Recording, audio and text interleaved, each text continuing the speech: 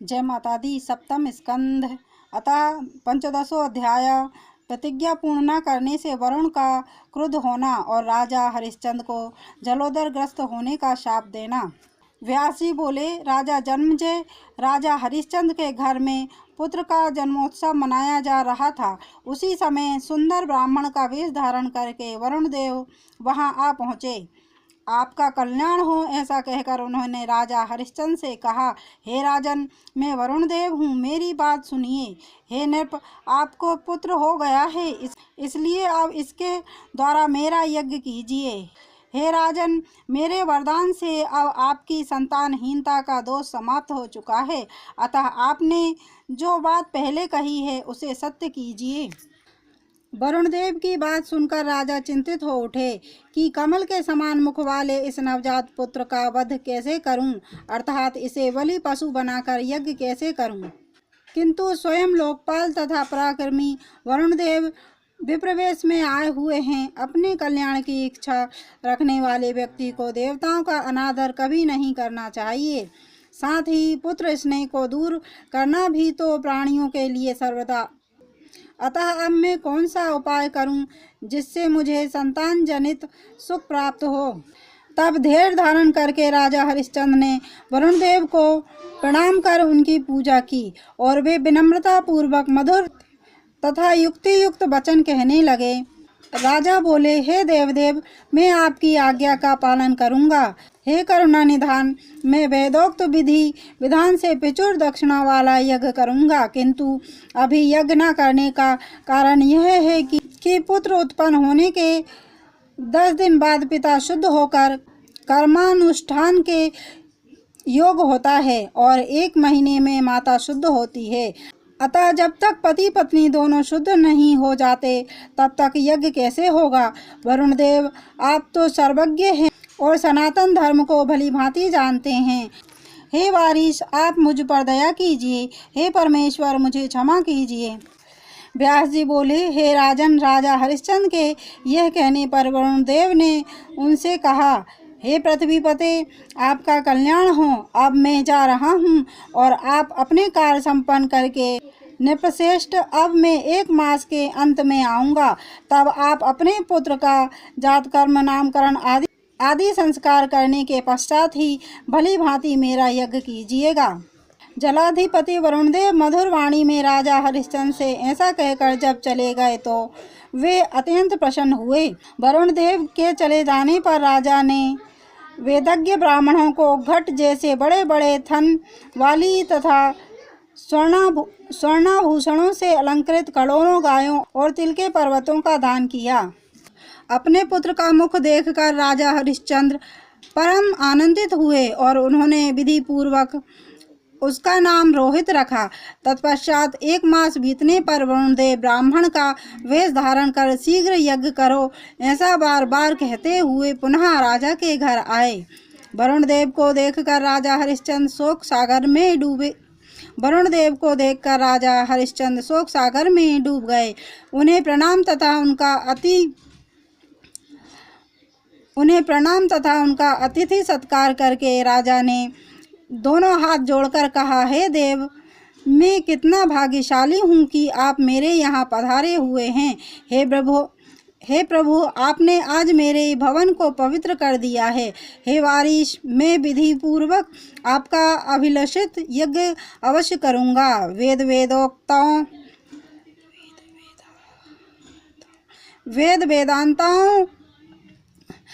वेदांताओं ने कहा है कि दंत विहीन पशु यज्ञ के लिए श्रेष्ठ नहीं होता, अतः इस पुत्र के दांत निकल आने के बाद मैं आपका महायज्ञ करूंगा। व्यास जी बोले, हे राजन, राजा हरिश्चंद्र के ऐसा कहने पर वरुण देव वैसा ही हो यह कहकर वहां से लौट गए। इधर राजा हरिश्चंद्र आनंदित होकर गृहस्थ आश्रम में रहने लगे। उसके बाद बालक को दांत निकल आने की बात जानकर वरुण देव ब्राह्मण का रूप धारण कर, अब मेरा कार्य सिद्ध कर दो, ऐसा बोलते हुए राजा के महल में पुनः पहुँचे। ब्राह्मण के वेश में जलाधिनाथ वरुण को आया देखकर राजा ने उन्हें प्रणाम किया और आसन अग्र और आसन अर्धपाद आदि के द्वारा आदर पूर्वक उनकी पूजा की।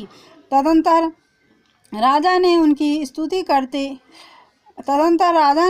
स्तुति करके विनम्रता पूर्वक सिर झुकाकर कहा, मैं प्रचुर दान दक्षिणा के साथ विधि पूर्वक आपका यज्ञ करूंगा, किंतु अभी तो इस बालक का चूणा कर्म संस्कार भी नहीं हुआ है।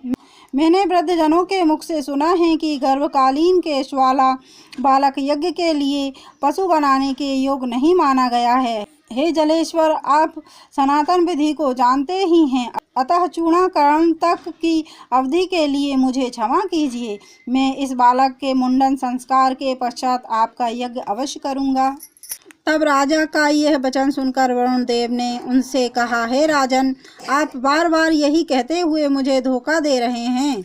हे राजन, इस समय आपके पास यज्ञ की संपूर्ण सामग्री तो विद्यमान है, किंतु पुत्र स्नेह में बंधे होने के कारण आप मुझे इस बार भी धोखा दे रहे हैं। अब इसका मुंडन संस्कार हो जाने के बाद भी यदि आप यज्ञ नहीं करेंगे तो मैं कोपाविष्ट होकर आपको भीषण शाप दे दूंगा। हे राजेंद्र, हे मानद, आज तो मैं आपकी बात मानकर चला जा रहा हूँ, किंतु हे इक्ष्वाकु वंशज, आप अपनी बात असत्य मत कीजिएगा। ऐसा कहकर वरुण देव राजा के भवन से तुरंत चले गए। अब राजा हरिश्चंद्र भी अत्यंत प्रसन्न होकर अपने राजमहल में आनंद करने लगे। इसके बाद जब चूड़ाकरण के समय महान उत्सव मनाया जा रहा था, उसी समय वरुण देव शीघ्रता पूर्वक राजा के महल में पुनः आ पहुँचे। महारानी सेव्या पुत्र को अपनी गोद में लेकर राजा के पास में बैठी थी और ज्यों ही मुंडन का कार्य आरंभ हुआ, उसी समय साक्षात अग्नि के समान तेज वाले विप्र रूपधारी श्रीमान वरुण देव यज्ञ कर्म करो, ऐसा स्पष्ट वचन बोलते हुए राजा के समीप पहुँच गए।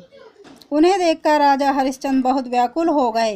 राजा ने डरते हुए उन्हें नमस्कार किया और वे दोनों हाथ जोड़कर उनके आगे खड़े हो गए। तत्पश्चात वरुण देव की विधि पूर्वक पूजा करके विनयशील राजा हरिश्चंद्र ने उनसे कहा, हे स्वामिन, मैं आज ही विधि पूर्वक आपका यज्ञ कार्य करूँगा, किंतु हे विभो, इस संबंध में मुझे आपको कुछ कहना है, आप एकाग्रचित होकर उसे सुने। हे स्वामिन, मैं आपके समक्ष उसे अब कह रहा हूँ, यदि आप उचित समझें तो स्वीकार कर ले।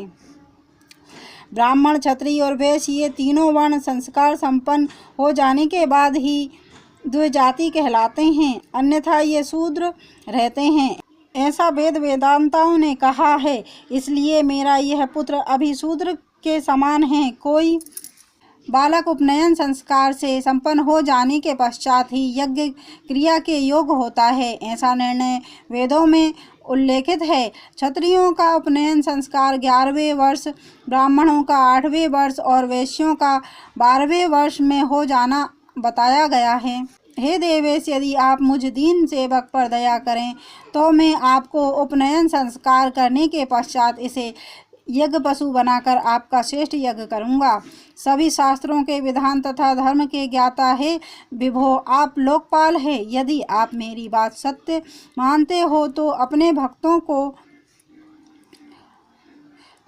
भवन को लौट जाइए। व्यास जी बोले, उनकी यह बात सुनकर दयालु वरुण देव ठीक है ऐसा कहकर वहां से तुरंत चले गए और राजा प्रसन्न मुखमंडल वाले हो गए। वरुण देव के चले जाने पर राजा हरिश्चंद्र परम आनंदित हुए। इस प्रकार पुत्र सुख प्राप्त करके राजा को अपार हर्ष प्राप्त हुआ। तदंतर राजा हरिश्चंद्र अपने राजकार्य में तत्पर हो गए। इस प्रकार समय बीतने के साथ उनका पुत्र 10 वर्ष का हो गया। तब राजा ने श्रेष्ठ ब्राह्मण तथा सचिवों की सम्मति के अनुसार अपने विभव के अनुसार राजकुमार के उपनयन संस्कार की सामग्री एकत्र की। पुत्र का 11वां वर्ष लगते ही राजा ने व्रतबंध के विधान के अनुसार विधिवत कार्य आरंभ किया, किंतु उनके मन में चिंता के कारण बड़ी उद्विग्नता थी। जब राजकुमार का यज्ञोपवीत हो गया तथा इससे संबंधित अन्य कार्य हो रहे थे, उसी समय वरुण देव ब्राह्मण का वेश धारण करके वहां आ पहुँचे। उन्हें देखते ही राजा हरिश्चंद्र तुरंत प्रणाम कर उनके सामने खड़े हो गए और दोनों हाथ जोड़कर प्रसन्नता पूर्वक सुरश्रेष्ठ वरुण देव से बोले, हे देव, अब यज्ञोपवीत हो जाने के बाद मेरा पुत्र यज्ञ पशु के योग्य हो गया है और अब आपकी कृपा से मेरा निसंतान रहने से होने वाली लोक निंदा से उत्पन्न शोक भी दूर हो चुका है। अब मैं चाहता हूँ कि प्रचुर दक्षिणा वाला आपका श्रेष्ठ यज्ञ उपयुक्त अवसर पर कर डालूं। हे धर्मज्ञ, आज मैं आपसे सत्य बात कह रहा हूँ, उसे सुन लीजिए। इस बालक के समावर्तन संस्कार के पश्चात मैं आपका अभिलषित यज्ञ करूँगा। मेरे ऊपर दया करके आप तब तक के लिए मुझे क्षमा करें।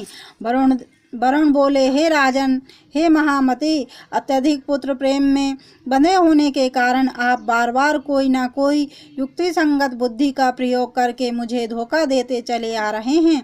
हे महाराज, आपकी बात मानकर आज तो मैं बिना कुछ कहे चला जा रहा हूँ, किंतु समावर्तन कर्म के समय पुनः आऊँगा। हे राजा जन्मजय, राजा हरिश्चंद्र से यह कहकर तथा उनसे विदा लेकर वरुणदेव चले गए और राजा हर्षित होकर आगे का काम करने लगे। परम प्रतिभा संपन्न राजकुमार रोहित बार बार वरुणदेव को जाते देखकर और यज्ञ संबंधी प्रतिज्ञा जानकर चिंतित हो उठे। उन्होंने राजा के शोक का कारण इधर उधर लोगों से पूछा। हे आयुष्मान जन्मजय, वरुणदेव के यज्ञ में होने वाले अपने वध की बात जानकर राजकुमार ने भाग जाने का निश्चय किया। तदंतर मंत्री कुमारों से परामर्श करने के बाद दृढ़ निश्चय करके उस नगर से निकलकर वे वन की ओर चल पड़े। पुत्र के चले जाने पर राजा बहुत दुखी हुए और उन्होंने राजकुमार को खोजने के उद्देश्य से अपने दूतों को भेजा। इस प्रकार कुछ समय बीतने के पश्चात वे वरुणदेव शोक संताप्त राजा से मेरा यज्ञ करो ऐसा बोलते हुए उनके घर पहुँचे। राजा ने उन्हें प्रणाम करके कहा, हे देवदेव, अब मैं क्या करूं? भय से व्याकुल होकर मेरा पुत्र ना जाने कहाँ चला गया है। हे वरुणदेव, मैंने अपने दूतों से पर्वत की कंदराओं तथा मुनियों के आश्रमों में उसे सर्वत्र खोजवाया, किंतु वह कहीं नहीं मिला। हे महाराज, पुत्र के चले जाने पर अब आप ही बताइए कि मैं क्या करूं। हे सर्वज्ञ, इसमें मेरा कोई दोष नहीं है, इसमें हर प्रकार से भाग्य का ही दोष है। व्यास जी बोले, हे जन्मजय, राजा की यह बात सुनकर वरुणदेव अत्यंत कुपित हुए। राजा के द्वारा बार बार धोखा दिए जाने के कारण उन्होंने क्रोधपूर्वक शाप दे दिया। हे राजन, आपने तरह तरह की बातों से मुझे सदा धोखा दिया है, इसलिए अत्यंत भयंकर जलोदर रोग आपको पीड़ित करे। व्यास जी बोले, हे राजन, तब वरुणदेव के कुपित होकर इस प्रकार का शाप देने से राजा हरिश्चंद्र कष्टदायक जलोदर रोग से ग्रस्त हो गए। इस प्रकार राजा को शाप देकर पास धारण करने वाले वरुणदेव अपने लोक को चले गए और राजा हरिश्चंद्र उस महाव्याधि से ग्रस्त होकर महान कष्ट में पड़ गए। इति श्रीमद्देवी भागवते महापुराणे अष्टादशसहस्रस्यां संहितां सप्तम स्कंदे हरिश्चंद्रस्य जलोदर व्याधि प्राप्ति वर्णनम नामा 15 अध्याय।